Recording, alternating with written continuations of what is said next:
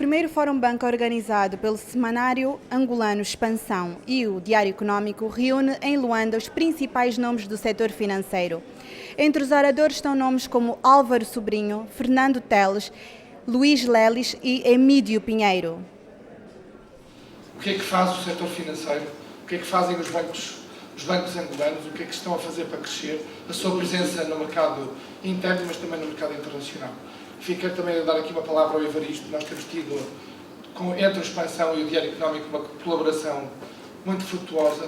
com troca, para lá de troca de conteúdos que terão, obviamente, e têm a oportunidade de ver todas as semanas aqui na Expansão,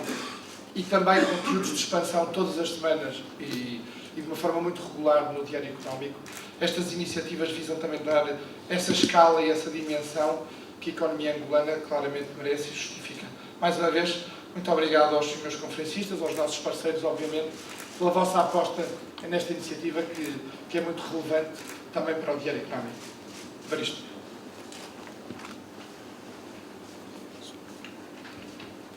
Portanto, dando sequência à nossa agenda, ao nosso programa, tenho o prazer de convidar a Sua Excelência, o Vice-Governador do DMA, Dr. António André Lopes, para o discurso de abertura do primeiro Fórum Banca. Excelentíssimo Dr. Amílcar Silva, Presidente da Associação Angolana de Bancos, excelentíssimos senhores Presidentes e membros dos Conselhos de Administração e das Comissões Executivas dos Bancos Comerciais, excelentíssimos senhores Diretores do Jornal Expansão e do Diário Económico, caros participantes a este primeiro Fórum Banca, minhas senhoras e meus senhores. Permita-nos que, em nome do Conselho de Administração do Banco Nacional de Angola e em nosso saúde esta iniciativa que visa abordar um tema tão atual quanto importante sobre as tendências do sistema financeiro mundial e os desafios que se colocam à nossa banca, e agradeça o convite e a oportunidade que nos é conferida para tecer algumas palavras introdutórias a anteceder as intervenções de renomados especialistas que irão certamente animar o debate e permitir subsídios para os objetivos que todos nós perseguimos, visando garantir um desenvolvimento harmonioso e sustentado das nossas instituições financeiras. Gostaríamos de iniciar a nossa breve intervenção, com uma breve referência à economia mundial. Em 2010,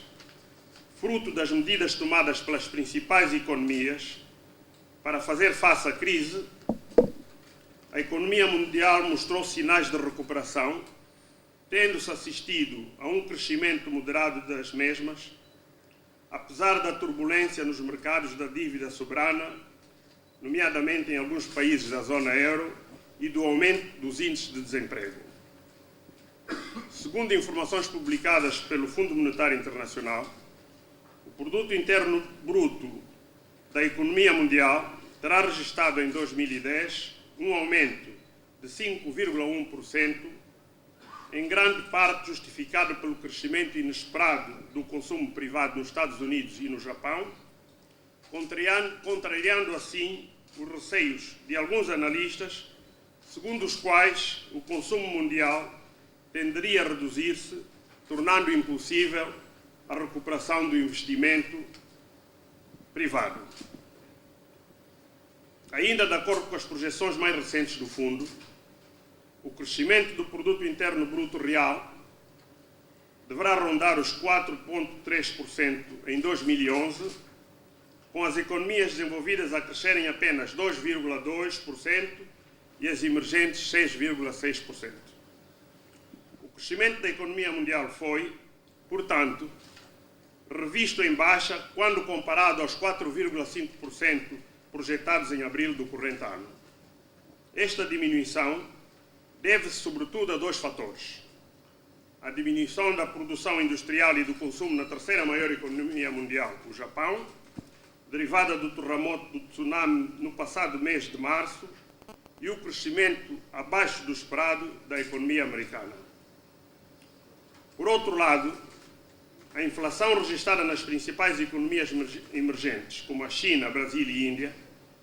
e as medidas adotadas pelas suas autoridades monetárias, nomeadamente o aumento das taxas diretoras, irão conter o crescimento dessas economias em 2011. Portanto, a atual conjuntura global faz denotar um elevado grau de incertezas, consubstanciados na volatilidade e aversão ao risco, que se apresentam ainda elevados, na liquidez bastante apertada, nas preocupações com as dívidas soberanas de países europeus e na sustentabilidade da recuperação da economia americana, embora os sinais de risco de uma crise sistémica tenham sido abandonados.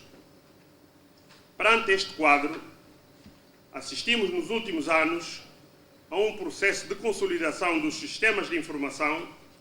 visando dotar os bancos e as autoridades reguladoras de instrumentos que permitam gerir de modo mais eficaz o risco inerente à atividade bancária,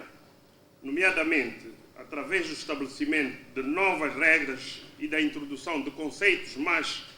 focados na gestão do risco em todas as suas vertentes, incluindo aqui o risco operacional e os chamados riscos transversal e sistémico. Em Angola, a situação não poderá ser diferente, pois, como ficou provado, a crise financeira e económica mundial acabou por ter um impacto assinalável no setor bancário do nosso país, primeiro pela crise cambial e de crédito originada pela queda das receitas provenientes do petróleo e depois pelas crises de rendibilidade e de liquidez que se seguiram, derivadas, sobretudo, das medidas tomadas pelo governo para preservar a estabilidade macroeconómica. Em função desse quadro, e uma vez afastado o espectro da crise cambial, o Banco Nacional de Angola, em estreita articulação com a Comissão Económica do Governo, iniciou um processo de introdução de medidas menos restritivas, visando dar maior conforto às instituições financeiras bancárias, ajustar e aperfeiçoar os mecanismos de condução da política monetária e cambial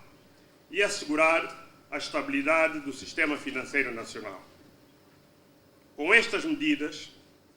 pretendemos que as instituições financeiras bancárias se estruturem para serem a âncora do relançamento da economia e possamos, por outro lado, configurar o ambiente necessário ao alcance do objetivo supremo da política económica, que é, como todos sabemos, assegurar o controlo da inflação. Neste sentido, gostaria de destacar algumas das principais medidas de caráter normativo já tomadas pelo BNA nos últimos meses. Em primeiro lugar, gostaria de salientar o aviso sobre a concessão e a classificação das operações de crédito, cujos principais objetivos resumem-se no impedimento das instituições financeiras bancárias concederem crédito em moeda estrangeira, em quaisquer prazos, para assistência financeira de liquidez, para financiamento automóvel, para empréstimos ao consumo, para o microcrédito e outras modalidades de crédito a curto prazo, privilegiando assim o crédito em moeda nacional e destinando os recursos em moeda externa para crédito de mais longo prazo. A norma sobre o ratio de solvabilidade regulamentar, cuja principal alteração consistiu no aumento da ponderação dos instrumentos financeiros denominados em moeda estrangeira, visando dar um maior conforto a este indicador de natureza prudencial. A redução do coeficiente de reservas obrigatórias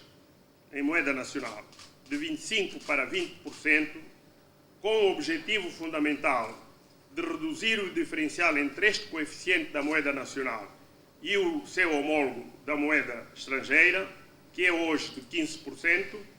e deste modo libertar mais liquidez em moeda nacional